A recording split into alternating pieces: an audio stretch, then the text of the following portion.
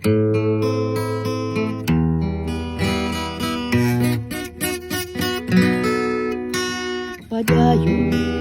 sa himaya mo karon,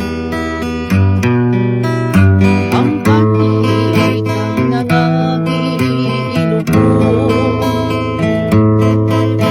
Padayon sa hudya ka, samtang imo pakaron ay umadamlag, lain na ang panahon. Pasagdan kung ikaw mabuhon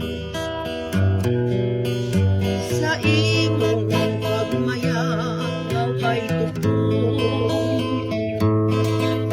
Kalimti kining luha nga sa hilong giluon ay umadamlag, lain na kay sa karon. Apan